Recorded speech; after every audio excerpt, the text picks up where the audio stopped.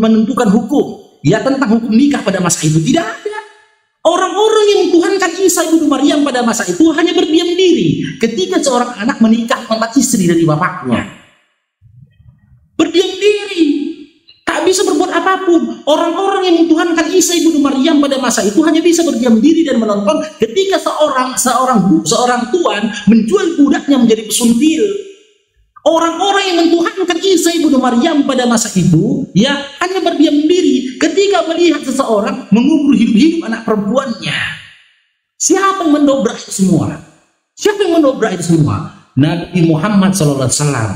Dan inilah salah satu mukjizat Nabi. Seorang diri dia merubah semua tatanan di Jazirah Arab. Yang dilawan Nabi itu bukan tanggung-tanggung abangku. Yang dilawan Nabi itu bukan tanggung-tanggung. Abu Jahal, Abu Lahab, Abu Sufyan, raja-raja, para kaisar-kaisar Romawi. Itu dilawan dia dulu. Seorang diri dia melawan itu. Seorang diri. Luar biasa kan? Ada nggak yang mampu menangkap Nabi, menaklukkan Nabi, bahkan menyalibkan Nabi? Enggak ada. Bukankah itu sebuah mukjizat? Jangan kalian tanyakan bagaimana kekuasaan dari Abu Sufyan pada masa itu. Jangan kalian tanyakan lagi berapa kuat harta dari Abu Jahal pada masa itu. Jangan kalian tanyakan lagi berapa banyak harta dari Muawiyah, ya, Abu Lahab pada masa itu. Dan raja-raja pada masa itu yang ingin memerangi Nabi. Tak mampu mereka menghadirkan satu goresan pun di tubuh Nabi Muhammad SAW. Luar biasa. Iya bang, belum lagi kisah-kisah yang beliau mengirimkan surat kepada raja-raja itu bang, dahsyat banget itu bang. Raja Persia, coba. Iya. Siapa yang bisa zaman sekarang yang menandingi kepemimpinan Allah Sallallahu Alaihi Wasallam? Insyaallah. Jadi gini teman-teman ya, Bang Faruk meluruskan. Ketika Nabi Muhammad SAW mengirimkan surat kepada para raja, ya, Nabi Muhammad SAW meminta kepada mereka untuk beriman pada Allah dan juga nabinya. Ketika mereka beriman, ketika mereka tidak beriman, maka mereka akan diperangi. Apa yang akan diperangi terhadap diri mereka? Jika mereka berupaya memerangi Islam, ada ini loh. Nabi Muhammad SAW menunjukkan, ada ini loh, kami yang beriman kepada Allah, mengisahkan Allah. Ya, kau harus, ya, negaramu itu harus berdiri dengan ketentuan Allah. Jika tidak, akan diperangi, bukan dijajah. Ingat ya teman-teman ya, bukan dijajah. Makna dari perang itu menunjukkan kekuatan, bentur kekuatan antara orang-orang yang beriman hanya kepada Allah dan orang-orang yang beriman kepada berhala. Benturan kekuatan itu yang mau diadukan. Terjadi benturan kekuatan itu. Negara-negara yang pernah ditaklukkan, contoh Persia dan Romawi. Persia dan Romawi itu sudah ditaklukkan oleh umat Nabi Muhammad SAW dan para sahabat pada masa itu. Apakah dijajah? Tidak. Bahkan ketika Muhammad Al-Fatih menaklukkan Konstantinopel, apakah ketika itu Konstantinopel atau Turki dijajah oleh Muhammad Al-Fatih? Tidak dijajah. Muhammad Al-Fatih hanya meminta, jika memang kau menjadi pemimpin atau menjadi raja di sini, memimpinlah kau dengan prinsip berdasarkan Allah dan juga Rasulnya. Orang-orang yang beriman atau menyembah kepada yang lain selain Allah dikasih kehidupan, diberi mereka kehidupan. Akan tetapi jika mereka menolak untuk bersyahadat, mereka harus membayar jizah. Jizah itu upeti adat. Ini yang seringkali diplesetkan oleh Syiedis laknatullah. Syiedis laknatullah diplesetkannya. Ini bentuk keadilan jizah ini, upeti ini. Karena apa? Umat Islam bayar zakat, kafir bayar jizah. Seperti di Madinah ya Bang Faruk. Iya, hukum zakat terhadap umat Islam yang mampu itu hukumnya wajib. Dan orang tidak mau bersyahadat, tetap mau menyembah anak manusia, tinggal di atas tanah yang dikuasai oleh muslim, nggak dibuni. Mereka nggak dibuni. Hanya mereka diperintahkan untuk membayar jizah atau upeti. Untuk apa upeti ini tadi? Upeti ini diserahkan untuk kemakmuran negara atau negeri. membangun infrastruktur. Dan kehidupan. Iya, untuk betul, kehidupan mereka dilindungi ya. Iya, melindungi mereka juga Nabi itu di Madinah. Iya, bukan untuk masuk ke kantong Nabi. Ya, perbandingannya begitu untuk keadilannya. Kafir bayar jizya, Islam bayar zakat. Yang bayar zakat. Ya. Biar kalian tahu luar biasanya kan tatanan itu kan. Jika Nabi Muhammad SAW orang biasa, bagaimana bisa pemikiran-pemikiran brilian itu muncul di dalam pikirannya coba? Gak mungkin kan? Luar biasanya pemikirannya itu sehingga menghadirkan ketentraman, kestabilan ekonomi dan juga kemajuan. Buktinya apa? Tengok negara Arab bro. Tengok Arab yang pernah diduduki oleh Nabi kaya raya kan. Indonesia ini nggak pernah dipijak Nabi. Kalau dulu mungkin Nabi Muhammad SAW pernah menginjakkan kaki ke Nusantara ini kaya raya kita. Tapi memang Allah berkehendak tidak diinjakkan, Nabi Muhammad SAW tak pernah menginjakkan kakinya di tanah Nusantara ini tadi. Jadi untuk kalian yang sering menghujat Nabi, sering memaki Nabi, memfitnah Nabi, ya kalian adalah manusia yang tidak tahu diri. Perjuangan Nabi pada masa itu bukan untuk umat Islam. Perjuangan Nabi pada saat itu bukan untuk orang yang mengakui bahwasanya dia Nabi, bukan. Tapi untuk seluruh manusia, untuk seluruh wanita, untuk seluruh fakir miskin. Ya, perintah dalam surah Al-Maun ya untuk mendorong memberikan makan orang miskin. Di situ dikatakan tidak ada tulisan orang miskin yang Islam atau Muslim, tidak, seluruh orang Muslim. Nabi kami berjuang untuk seluruh umat manusia. Bahkan ketika dia menuju sesaat sebelum dia meninggal dunia, yang diingatnya itu umatnya bukan dirinya. Beda sama sosok sembahan lain, beda. Makanya Bang Farouk, iya Bang Farouk, makanya kan Rasulullah bilang semua umatku pasti masuk surga. Kan umat Rasulullah itu adalah semenjak beliau diangkat menjadi sampai ini kan, sampai nanti kiamat kan, itu kan umat Rasulullah. Ya semua yang ada sekarang ini di zaman ini semua umat beliau, dan beliau mengatakan semua umatku akan masuk surga kecuali yang tidak mau. Yang tidak mau. Ya itu jadi yang tidak mau juga ya kan banyak gitu sekarang Bang Faruknya, itu aja. Nabi Muhammad SAW diutus untuk seluruh manusia, bukan hanya untuk Bani Israel. Nabi Isa AS diutus hanya untuk Bani Israel. Nabi Musa AS diutus untuk Bani Israel, dan nabi-nabi sebelum Musa pun diutus untuk kaumnya, keluarganya, dan untuk baninya, tidak untuk seluruh manusia. Dan diutuslah Nabi akhir zaman yang diutus untuk seluruh umat manusia. Ya, ini di bawah si Omda udah mulai tapping ini Omda. Omda udah tanya sama mamakmu Omda. Kau dilangkahi B2 dulu dengan posisi gimana? Sempurna, kurang sempurna, atau gagal total Omda? Omda. Omda. Udah tanya sama makmu Omda. Sempurna, kurang sempurna, atau gagal total? Ketika kau dilangkahi dulu ya. Jangan sampai yang ketiga ya Allah. Iya, luar biasa. Jadi dulu Bang Faruk membaca semua ini, sebuah kitab. Ya, kitab itu bertulis dengan judul Mengenal Sang Junjungan Nabi Muhammad Sallallahu Alaihi Wasallam. Bahkan orang Yahudi pun angkat topi bang sama Nabi ini bang. Luar biasa dia, karismanya luar biasa. Ketika musuhnya melihat dia, ya kafir musuhnya sama dia karena penampilan dia itu, ya kan, mungkin penampilan dia itu yang wajahnya teduh, tampan, nggak ada kemarahan di dalam diri musuhnya. Tapi ketika Nabi Muhammad SAW berbicara tentang Islam, marah musuhnya. Jadi yang ditolak mereka itu bukan Nabi Muhammad SAW yang mereka tolak, tapi apa yang disampaikan oleh Nabi. Karena apa? Karena apa yang disampaikan oleh Nabi itu mengganggu ekonomi mereka. Mereka nggak mau jatuh miskin karena nggak bisa lagi bikin patung pada masa itu. Mereka takut jatuh miskin karena mereka tidak bisa lagi memanfaatkan Ka'bah pada masa itu dengan hawa nafsu dan memperkaya dirinya. Mereka nggak mau jatuh miskin dengan memanfaatkan tanah Masjidil Haram pada masa itu untuk keuntungan pribadinya. mereka tolak. Karena di antara para pembesar-pembesar Quraisy itu tadi, ya, contoh seperti Muawiyah, ya, dia itu pembuat patung Latta dan Uzza.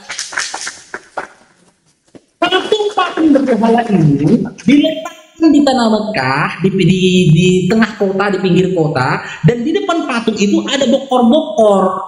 Bokor-bokor ini tempat harta. Siapa memberikan harta terhadap patung ini dianggap sampai kepada Tuhan persembahannya. Dan harta ini dibawa pulang oleh Muawiyah pada masa itu, yang menjadi tuannya dari Bilal bin Rabah. Diakalin. Jadi jika diterima ajaran dari Nabi Muhammad SAW ini, otomatis bisnis dia hancur. Bisnis dia hancur, itu ditolak oleh mereka. Suatu ketika riwayat menceritakan, ya, antara Abu Jahal, Abu Sufyan, Abu Lahab, ya, mereka ini pernah mendengar, ya, mengintip, ya, mendengar bacaan Nabi Muhammad SAW di rumahnya. Mereka tanpa komando ini, ya, mereka ternyata berkumpul satu malam di pinggir rumah Nabi mendengarkan bacaan Quran Nabi. Setelah mereka bertemu satu sama lain di situ, mereka bersepakat, ya, jangan lagi kita lakukan ini. Kita mencuri mendengar bacaan Qurannya Muhammad, kata dia. Karena jika masyarakat Quraisy menyaksikan ini, niscaya mereka akan beriman dengan apa yang disampaikan Nabi. Kata Abu Jahal, besok jangan lagi Abu Sufyan kemari kok, ya. Iya, katanya. Abu Lahab, besok jangan lagi Abu Lahab, ya, datang kok kemari. Iya. Sepakat kita, ya, jangan lagi kemari, ya. Nanti kalau kita masyarakat bahaya kita ini. Iya, katanya. Pulang orang itu. Besok malamnya datang lagi orang itu 3. Datang lagi orang itu 3. Pasti dia bermunafik ria. Mereka bermunafik ria dengan dirinya. Ternyata bacaan Quran itu menghadirkan kecanduan dalam diri mereka. Penasaran, nguping dia namanya. Nguping lagi Abu Sufyan datang ke situ. Dipikir Abu Sufyan, Abu Jahal dan juga Abu Lahab berpegang pada janjinya itu tidak datang. Rupanya menyusul juga Abu Lahab sama Abu Sufyan. Lagi bacaan Quran Nabi. Lalu mereka bersepakat lagi pada malam itu, besok jangan lagi ya Abu Lahab, ya, kata Abu Sufyan. Iya. Besok jangan lagi ya Abu Jahal, ya. Iya. Ini bahaya. Kalau masyarakat nengok kita bahaya, maka akan berjamaah mereka untuk beriman kepada apa yang disampaikan oleh Muhammad ini, kata dia. Iya. Udah pulang mereka. Besok malam kumpul lagi mereka nguping di samping rumah Nabi. Saking penasaran sama bacaan Quran itu tadi. Abu Jahal, Abu Lahab, Abu Sufyan, Umar ibnu Khattab, yang bisa dikatakan mereka ini adalah orang-orang yang penyair, penyusun kata-kata dan kalimat-kalimat yang indah pada masa itu. Karena memang ketika Nabi Muhammad SAW itu diutus, fenomena syair lagi viral di situ. Dia lagi booming. Ketika turun Al-Quran yang di dalamnya berisikan huruf muqatta'ah.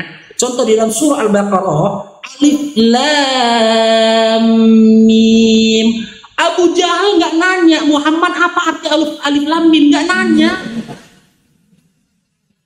Abu Lahab pun nggak nanya apa arti Alif Lam Mim, Muhammad nggak nanya. Umar ibnu Khattab pun nggak nanya apa artinya Alif Lam Mim, wahai Muhammad nggak nanya. Orang longor di zaman sekarang, nggak bisa bahasa Arab, nggak bisa baca Quran, dipertanyakannya apa arti Alif Lam Mim. Longor itu.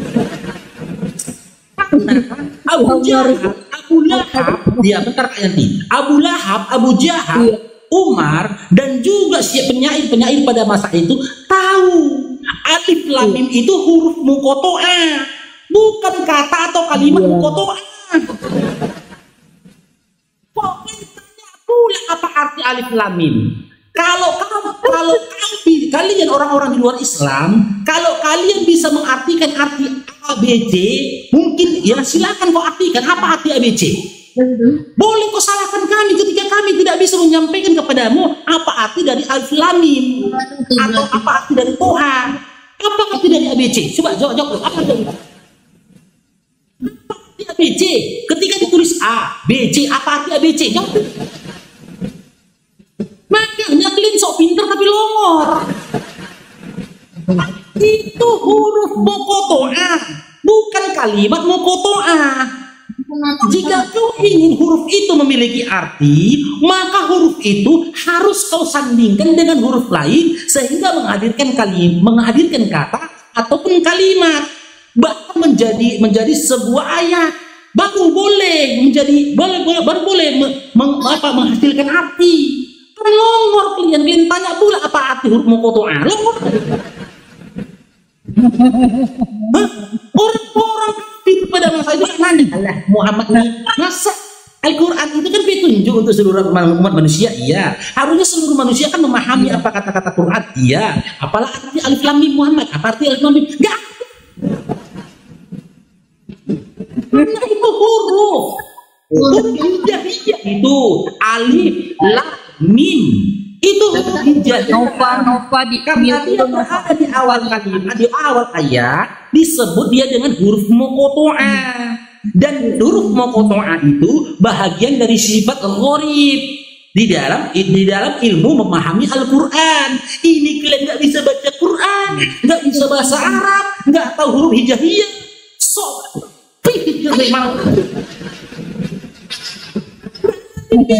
daripada Abu Jahal, Abu Lahab, enggak. Dia benar Bang Enita, lebih sotoy daripada Abu Jahal, lebih sotoy. Jadi suatu ketika seandainya nanti kalian dipertemukan dengan Abu Jahal, Abu Lahab, apa kata Abu Jahal sama kalian? Kalian memang longor kalian kata Abu Jahal. Kok tanya pula arti alif lam mim? Itu huruf mokotoa longor. Pokoknya pula kau satukan dulu setiap huruf dari hijaiyah menjadi sebuah kata atau menjadi sebuah kalimat, baru dia mengandung arti. Ini huruf hijaiyah kau tanya artinya, memang longor kau. Berarti lebih jahiliyah ya Bang. Diberikan Nabi, dikatakan Nabi sebagai Abu Jahal atau bapaknya orang bodoh, ya bapaknya orang-orang bodoh. Ya karena aku menolak ajaran Nabi. Tapi aku tidak pernah mempertanyakan tentang alif lam mim. Lah kau 1500 tahun kemudian kau pertanyakan tentang huruf mokotoa, berarti kau lebih longor daripada aku, kata Abu Jahal. Lebih longor daripada aku, kata. Jika Allah kehendaki aku berada di neraka jahanam, kata Abu Jahal, mestinya kau lebih lagi dari neraka jahanam. Karena aku nggak pernah mempersoalkan huruf mokotoa, aku tahu tentang huruf mokotoa. Kau nggak tahu apa-apa, tapi kau pertanyakan huruf mokotoa, memang longor kau, kata Abu Jahal. Harusnya dia lebih dari neraka jahanam tempat kau, katanya. Makanya aku Kak Yanti, kalau orang tanya, coba tanyakan, coba artikan apa arti alif lam mim, apa arti toha, katanya. Aku ngeri ini longor kawan. Dia tahu nggak itu huruf mokotoa? Huruf ditanyanya apa artinya? Apalah arti A? Apa arti A? Jawab dulu, apa artinya? Kau jawab dulu, enggak, apa arti A? Apa arti A? Apa arti B? Apa arti B? Apa arti B? Apa arti C? Apa arti C? Apa arti C? Longor memang dia. Lebih longor kalian daripada bapak para longor Abu Jahal. Nangis kalian? Kak Yanti gini Kak Yanti ya, aku tuh Kak Yanti ya, wallahi di dalam hati teman-teman kita Kristen yang baik hati dan rajin menabung ini, setelah mendengarkan penjelasan tentang Faru, mereka di dalam hati mereka paling dalam, ya di hati mereka paling dalam pasti ada satu bisikan mengatakan, ternyata iya, Islam itu agama yang benar. Yes. Jamin. Seandainya aku diberikan Allah kemampuan untuk membelah hati mereka dan mendengar langsung apa isi hati mereka, niscaya hati mereka berteriak, benar, Islam agama yang benar. Tapi mereka egois mereka berupaya mereka mengolok-olok supaya menunjukkan, seakan-akan menunjukkan kepada Bang Farouk bahwasanya mereka menolak ajaran dari bahwasanya mereka menolak agama yang disampaikan oleh Nabi Muhammad SAW. Jangan kau tipu aku, jangan kau tutupi kebenaran itu. Aku tahu, insya Allah di dalam hatimu sudah ada bisikan dan perkataan, Islamlah agama yang benar. Bang Faruk, seperti yang suka diangkat juga oleh mereka tentang baginda Rasulullah yang menikahi ibunda Aisyah radhiyallahu anha itu, dulu ribut nggak orang kafir Quraisy itu, Bang Faruk? Coba cerita, Bang Faruk. Nggak ada yang ribut. Pernikahan Nabi Muhammad SAW dengan Aisyah pada masa itu nggak ada yang ribut. Bahkan orang-orang Madinah pun tidak memandang itu sesuatu yang tabu. Karena orang-orang sebelum itu pun, bahkan orang-orang pada masa itu pun melakukan hal yang serupa. Rukun nikah itu yang paling pertama berakal, kedua baligh. Ketika wanita itu sudah baligh dan dia dilamar oleh seorang laki-laki, ketika si wanita itu mau, boleh mereka menikah. Boleh mereka menikah. Jangan kau jadikan hukum negara menjadi acuan terhadap hukum Allah, kebalik loh. Hukum Allah itu berada di atas hukum negara, bukan hukum negara di atas hukum Allah. Makanya jangan sering nongkrong kalian di kandang babi nomor. Bahkan kalau ditanya kepada kalian saudara-saudaraku di luar dari Islam yang baik hati dan rajin menabung, kalau aku tanya sama kalian, ada nggak di dalam kitab kalian larangan untuk menikahi wanita yang sudah baligh? Ketika balighnya itu usia 6 tahun, 7 tahun, 8 tahun, ada nggak larangan? Ada nggak tuh ketentuan di dalam kitab kalian? Di umur berapa perempuan itu boleh dinikahi? Ada nggak? Nggak ada. Boleh. Jadi atas dasar apa kau menolak pernikahan Nabi Muhammad SAW dengan Aisyah? Pikir. Makanya jangan sering nongkrong di kandang B2 kalian. Silakan Kak Yati, silakan.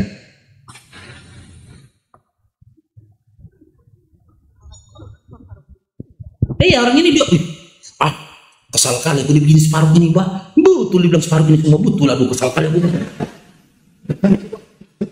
Kesal kali aku. Padahal setahunku si Faruk ini baru semalam yang masuk Islam ini. Kami udah tahu dia itu. Aduh, kesal kali aku, Mbak. Aku kata orang itu kan, orang-orang yang ngintip-ngintip di sini nih Kak Yanti. Aku kok udah kesal aku. Mending aku nyurut-nyurut aku di tong sampah aku, Mbak.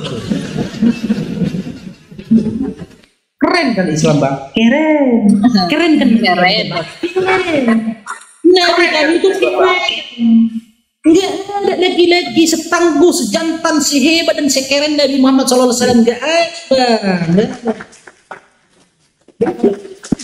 Ketika berperang, ini kalian belum tahu. Ketika berperang, Nabi Muhammad SAW enggak berondok di kemah, Bang. Enggak sembunyi dia dari musuh, Bang. Enggak. Dia di barisan paling depan. Bahkan riwayat mengatakan ketika para sahabat mengalami ketakutan di medan perang, mereka berlindung di balik tubuh Nabi Muhammad SAW dan mereka mendapatkan keberanian otomatis pada saat itu di balik tubuh Nabi Muhammad SAW.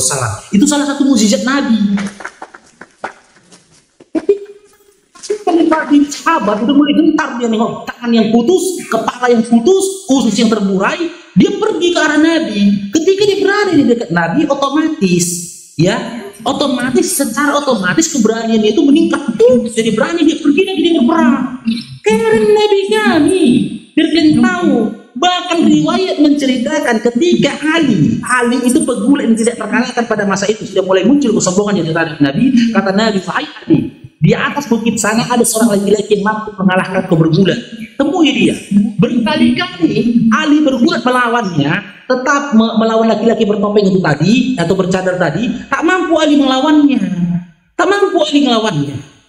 Berkali-kali setelah dibuka cadarnya, ternyata Nabi Muhammad SAW nggak orangnya. Bang, aduh kalau aku bandingkan sama itu kalian kayak mana lah ya, aduh Bang. Ya udah bro, macam langit dan bumi lah bro. Ya bro, cuman kalian kan ada di bawah itu kan merekam kalian, nunggu aku silap kalian. Kalian berharap kan Bang Faruk sebut merek kan? Berharap kan Bang Faruk sebut merek kan? Iya kan? Aku berharap kan aku sebut merek waktu kalian ngerekam kan, biar melapor kalian ya. Sudah kulukis indah strategi busuk itu. pernah kalian debat sama aku, diskusi sama aku, datanglah kalian kemari, biar mereka kalian, biar melapor kalian. Enggak mau aku sebut merek, gak mau. Sekarang aku kalaupun bernarasi menggunakan casing handphone, aku bernarasi bertahun. Casing handphone aku sekarang bernarasi, kalian laporkan aku gara-gara membahas casing handphone. Ayo. Dengan balapan sepeda motor aku sekarang bernarasi, dengan balapan sepeda motor laporkan aku karena aku menceritakan balapan sepeda motor. Laporkan. Sudah punya cara lain ketika bernarasi, ya. Kusebut ilmu ini adalah memukul tanpa menyentuh, akan tetapi kalian terkapar dan kijang-kijang. Memukul tanpa menyentuh, akan tetapi kalian kijang-kijang. Oke, selamat bergabung Bang RR4775, Kak Sundari, Bang Baringin. Assalamualaikum warahmatullahi wabarakatuh bagi yang muslim. Silakan Bang RR, Kak Sundari atau Bang Baringin. Waalaikumsalam warahmatullahi wabarakatuh. Enggak, sebelumnya makasih aja Bang Faruk. Memang sih jujur ya, dari pagi ini nggak berhenti ngeliatin live-nya Bang Faruk ini. Ada sisi sedihnya, ada sisi gembiranya juga. Kalau mendengar ini pengennya ketawa terus sebenarnya, tapi apa yang diceritakan tuh membuat kayak terharu banget, bener Bang Faruk. Nggak terasa air mata menetes itu dengan cerita-cerita beliau itu, cerita-cerita Baginda, cerita-cerita Siti Khotijah. Aduh ya Allah, masya Allah. Tapi kalau ngedengar bahasanya Bang Faruk ini kayak pengen ketawain terus. Biar jangan tegang Bang, tekuk leher ini Bang, karena yang kita hadapi orang yang nggak berakal Bang. Ini saja orang yang berakal. Ada sisi hiburannya juga kalau mendengar bahasa ini. Orang mana sih asli Bang Faruk ini? Orang Medan Bang, Bang RR. Bukan. Horas Bang. Horas. Logatku kan nampak kayak orang Sunda Bang.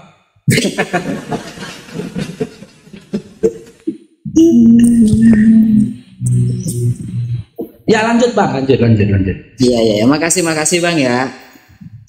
Iya, salam kenal. Berarti abang ini kalau dengar cerita casing HP mau tertawa gitu. Banget.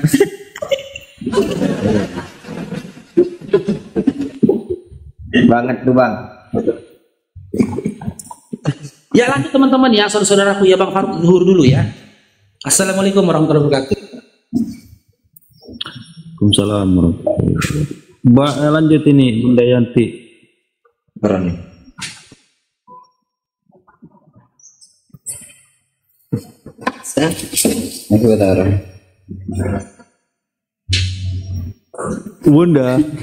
Bunda Yanti.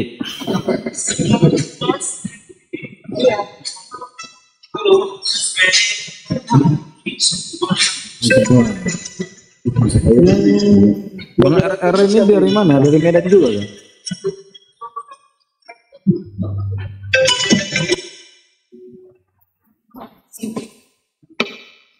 Bang RR.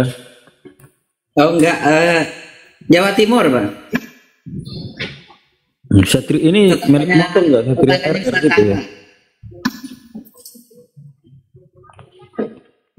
Kayak macam ini, macam merek motor Satria RR gitu ya? FU itu Bang. Ninja ya, Ninja RR. Nah, ini apa? Kebetulan satu daerah sama Ustadz Tahta. Oh, Ustadz Tahta. Iya.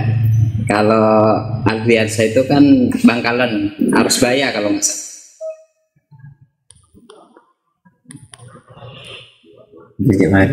Cuman lagi di Bangka nih Bang, di Sumatera. Di mana? Di Bangka Belitung Bang, di Sumatera. Oh Bangka. Kalau aku di Sumatera juga, di Medan. Oh di Medan, Sumatera Utara Bang ya? Iya kalau nggak salah.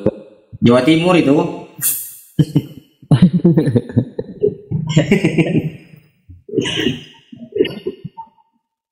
Siapa pula yang ini yang ngomong Jawa Timur itu? Emang sini orang Jawa semua Bang, rata-rata Bang. Di Bangka. Iya. Manado Bang.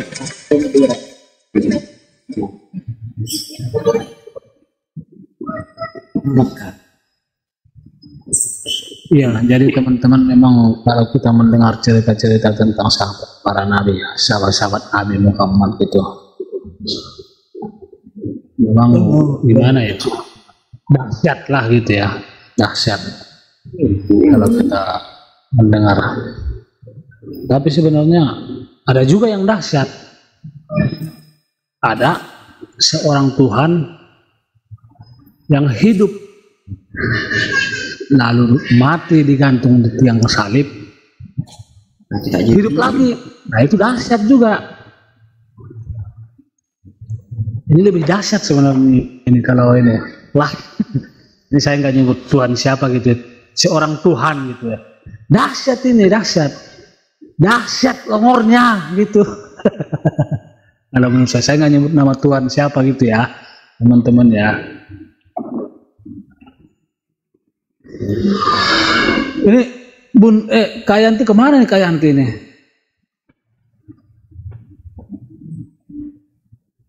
Halo. Lagi ini. Sholat kali. Oh iya iya. Ini si Om tadi nggak mau naik dia. Tapi di saat di zaman Nabi lah terciptanya kedamaian. Kalau yang disinggung tadi kan nggak ada kedamaian itu. Ya nggak ada. Apa kedamaian? Tuhan sudah dibunuh. Makin ribut.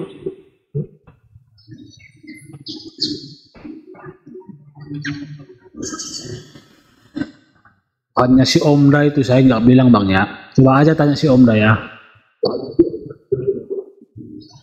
Si Omda yang nggak mau naik. Iya di zaman yang itulah, yang itu. Di zaman yang itulah ya kan nggak ada damai. Gini saya tadi bukan ini ya. Tadi kan sebenarnya kita udah dilarang sama Bang Naga itu untuk bicara apa tadi itu yang masuk penjara itu. Aduh, si anak Batak itu Bang Charles. Jadi kan ada kabar-kabar burung dia mau alhamdulillah dia mau mualaf. Iya. Ya, saya mendengarnya kaget juga Bang. Dia kan punya ternak babi itu. Dia lagi apa ya? Lagi semangatnya ternak babi. Bahkan itu sawah katanya sama ladang sama kebun itu. Mau dijadiin babi semua itu tempatnya. Wah repot itu. Kalau sampai dia mau alap itu repot itu ngurusin babi itu mau dikemanakan gitu. Repot. Iya. Iya Bang. Kalau aku sih nggak pernah pun membicarakan tentang dia itu menyebut nama itu gimana ya? Kayak dia itu nggak pengaruh sama kita itu, nggak penting juga gitu ya. Kalau memang ada kabarnya ya kita ya antara kita kan Allah aja yang ini ya kan. Kalau ada kabar-kabar gitu untuk membicarakan tentang dia itu nggak ada waktuku gitu. Iya, cuman saya juga sebenarnya begitu. Cuman saya kaget tadi ada Bang Abak tuh dengar katanya lagi dibicarakan di rumah lain ngomong. Ya kita ini aja seperti kata Kak Yanti tadi itu berprasangka baik aja lah ya. Ya walaupun kita berprasangka baik ya itu ngurusin babi gimana itu kalau dia malah apa ya kan gitu. Baik siapa yang mau ngurusin? Nanti babinya dikirimkan ke tempat itu aku kan di Tarutung masih pelihara babi itu. Yang masih oten. Ada.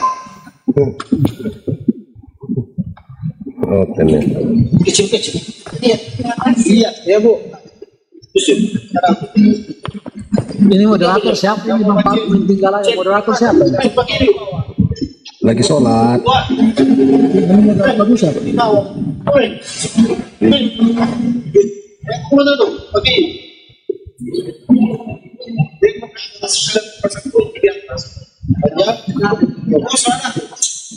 Bang Panglima kalau lagi ngobrol di mute aja, nanti kedengaran apa obrolan yang tidak perlu didengar orang kedengaran jadi.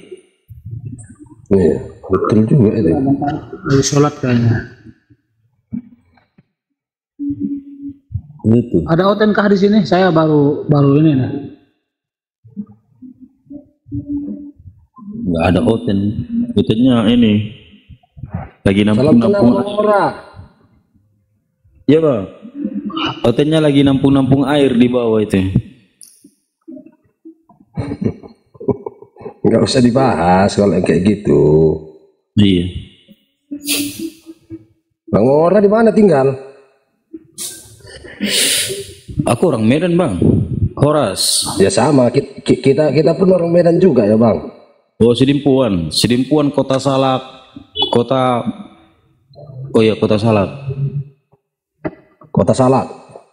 Mm-mm. Oh, dari apa kan? Batu 100 apa Parsabonas ya? Enggak di apa di Tapi Sidimpuan. iya daerah Salak kan? bukan itu kan Sidimpuannya kan di kotanya kan di sini di Polres. Oh, ke Polres sana yang arah ke Sorma Tinggi ya? Siborang namanya apanya Siborang. Iya, kalau berarti lewat Sorma Tinggi kan? Iya. Sayur Mah Tinggi. Oh, Lewat Batuna 2. Lewat Batang Toru. Kalau kita dari Medan. kalau kita dari Medan lewat lagi Batang Toru. Ya di lewat Persebolas, Batuna 2. Ah. Dia ngarah ke Batang Toru dia. Kalau Batang Toru kan lintas ini apa namanya lintas Sibolga. apa sih? Iya Sibolga sana. Berarti kalau Bang Mamora berarti yang arah ke apanya? Jalan baru itu. Pokoknya kota Sidimpuan lah bang. Pas di kotanya apa di pajak itu? Di kotanya. Masa wajahku coba lihat kota kan? Bukan masalah wajahnya kalau kotanya. Kalau kota itu bukan jadi apa? Ada orang di kota pun jadi banyak yang apa di kota beda ini banyak yang gila aku ini. Tapi Iya bang, percaya tapi wajahku kan ganteng jadi ya kota lah ya kan. enggak juga. Soalnya gini Bang Mora kan asli mana? Kalau bapak orang Haun Atas. Kalau aku lahir di Sidimpuan. Oh, dari depan. Berarti udah dari bapak udah sini. Bapak yang merantau ke Sidimpuan. Iya. Kalau asalnya bapak dari Haun Atas. Kalau belum pernah juga aku ke sana. Balige atau Samosir itu Haun Atas itu. Ya, kalau ditengok si Mamora apa sekarang? Mamora apa? Kalau Mamoranya apa? Si Mamora Babiak. Oh iyalah dari situlah. Kalau yang di apa ini kan yang di Dolok Sanggul siapa? Apa? Mamora apa namanya yang paling tua? Jangan lihat lukisan itu. Loh, ada dari Dolok Sanggul kan? Lukisan ini sangat Ada di Dolok Sanggul, bukan dari Dolok Sanggul, di Dolok Sanggul hutannya. Kampungnya Dolok Sanggul.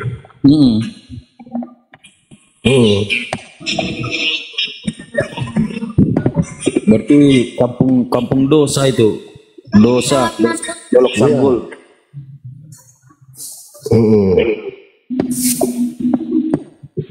Ibu-ibu itu tadi udah keluar itu tadi ibu itu, Bosa. Ya. Itu masih ada Bunda Yanti kan? Itu di sampingnya. Belum siap sholat berarti, belum siap sholat. Sholat.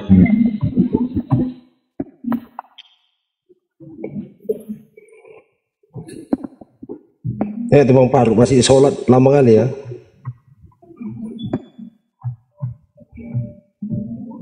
Abang di Sidimpuan juga? Lama aku di Sidimpuan sampai ke Natal sana. Natal, Cikapas, Tabuyung. Lama di Danusiais. Abangku di Sinunukan itu. Oh, di Sinunukan ya?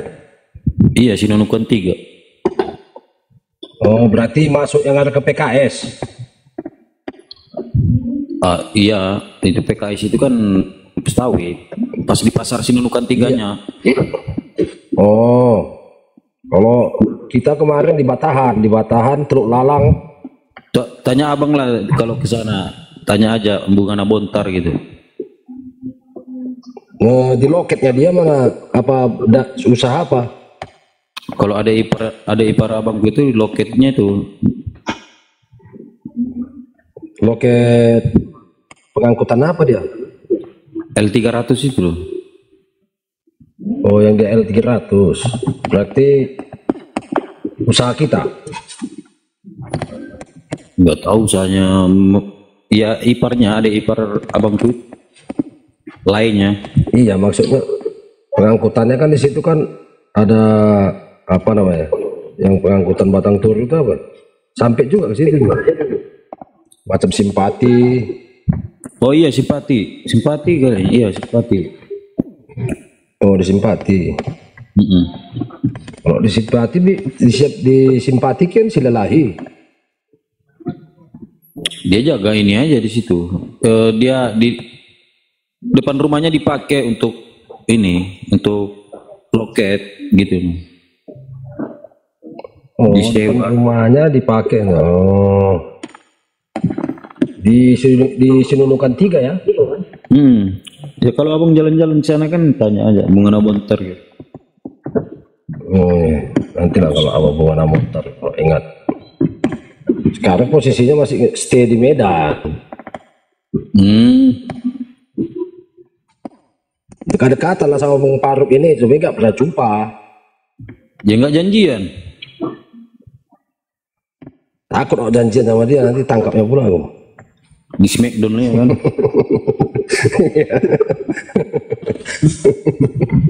Smackdown enggak juga kan. mukanya pula kayak The Rock ya kan. Dia termasuk orang apa sana itu, orang luar dia itu, bukan asli orang Batak dia itu. Leparuk. Iya. Tanya aslinya, mana orang Batak dia? Jadi apa? Orang Caceria dia tuh. Kok Nias? Gimana Nias itu? Kok Nias kayak gitu? Jadi kan kalau orang bukan orang Batak ya mana? Tapi iya. Cuman dia kagak dari lama di Medan ngaku Batak dia. Karena kalau Batak itu satu sandang namanya suku, ya kan? Kalau agama itu dari suku apapun agamanya tetap ada kan gitu. Tapi kan kalau di kita ini kadang menjelaskan apalagi dari daerah lain, umpama dari Aceh, oh Batak-Batak katanya kan gitu, seolah-olah Batak itu identik dengan Kristen. Kalau kita beragama, cuman jangan dikaitkan agama dengan suku. Itu yang kadang janggal ku dengar di dialog ini. Apalagi kalau ku dengar Bang Juma kan Batak katanya. Aduh, aku kan darah Batak termasuk. Kira-kira Bang Mora darah Batak nggak? Siap, aku darah Batak lah. Berarti kan kalau agama Muslim, darah dari Nabi Daud. Iya, kalau Muslim itu sudah pasti kan gitu. Tapi kalau sukunya kan disandang tadi kan suku itu kan identik dengan garis wilayah. Iya. Kan begitu. Tapi kan kebanyakan kita di kita ini kan Batak-Batak kan nggak boleh gitu. Sebetulnya kita bukan apa kali. Cuman enggak, Oten juga sering apa gini juga bang. Oten juga aku pernah masuk komalnya Batak katanya. Loh, Batak yang mana kau sebut? Kau jangan rasis begitu. Sebut nama, ada namanya, aku bilang. Kalau Batak ini berapa orang itu. Batak? Bahkan orang-orang teman-teman Kristen di sini Batak ini. Yang Batak mana kau panggil aku bilang. Di Komal Oten. Yang mana Batak? Yang mana Batak? Yang mana apa? Makanya kadang orang itu kan nggak tahu nyandangnya. Nyandang yang mau disandang tadi, yang mau ditempatkan gitu. Ya paham sih, orang-orang pintar ya semua, tapi macam kita malah ortodok malahan. Batak yang mati-mati. Bilang Batak yang mana? Sini teman-teman Kristen Batak juga. Kau jangan apa begitu rasis itu gue bilang. Ya kalau ya sebut namanya kan ada namanya itu gue bilang. Kalau agama ya agama kan gitu bang kan. Agama itu kan ibadah. Kalau apa ini namanya kita bersuku ini kan di dalam bangsa ini kan udah jelas Indonesia Raya. Berarti abang sering lewat dong Sidimpun ya, lewat. Hampir 8 tahun aku situ bang. Mulai dari tahun 2009 aku 2009 4 tahun sampai di mananya? Di 2013. Di Persebolasnya. Kalau proyek kita nggak di situ. Proyek kita di daerah Batang Toru, Danau Siais sampai ke Batu Mundom, Utabuyung.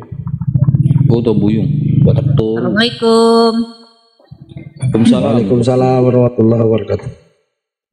Belum ada Oten, Bang. Ada lagi nampung air dia di bawah itu. Ada Oten. Bang Faruk belum ya? Bang Faruk masih. Saya tadi sholat. Iya. Ya biasa kalau zuhur memang agak sedikit panjang ya ritualnya. Lanjut bang. Iya. Ngobrolnya. Ya udah nggak apa-apa Bu. Soalnya kita dengar aja untuk penyampaian yang baik itu kita ambil.